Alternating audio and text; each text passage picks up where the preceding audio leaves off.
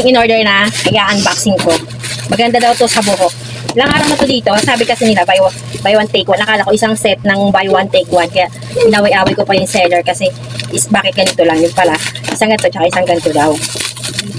Tapos ganito daw to gagamitin. No? Ganda daw to sa buhok. Ang ganda-ganda ng buhok nung nagde-demo nito eh. Wala pa siyang 200.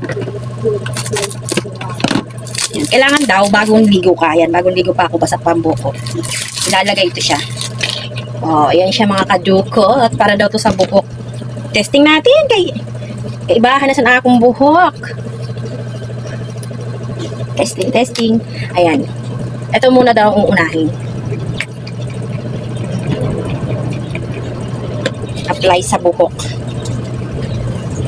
Hindi ako naglagay ng conditioner para shampoo lang talaga siya. I-testing ko kung maganda talaga.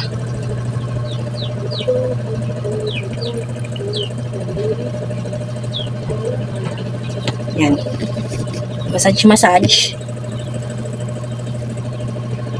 Massage gamay.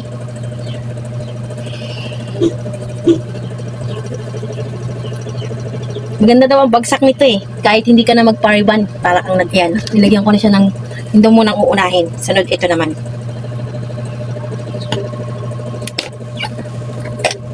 Ano na kasi yung buhok ko na stress na siya sa curry ribbon. Ayan, kuha ko ng isang ganito lang.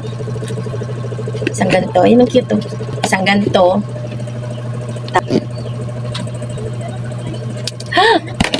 Papatak sa ulo. Ayan. Kasi massage. Tingnan natin kung anong result pag natuyo. Massage daw, massage. Ang ganda-ganda nung nagbibideo ng buhok niya. Bagsak na bagsak, tas ang kintab-kintab. Daig pa ang pinalansya. Tingnan natin kung effective. Massage. Yung buhok ko kasi, oily. Oily siya. Kailangan daw pag ilalagay, bagong ligo ka. O, diba? Ayun lang po to. Malambote yan. Tingnan ko kung ano result pag natuyo kung maganda ang bagsak. Ayan na siya mga Mars. Tuyo na yung buhok ko. Medyo okay naman siya. First try pa lang naman. Siguro pag lagi ko na siyang nalalagyan, yan, bagsak na. Malambot siya. Medyo, ano naman, yan, makintab na. Puro uban na nga. Ayan. Testing ko ulit hanggang sa maubos yun. Tingnan natin kung maganda yung result.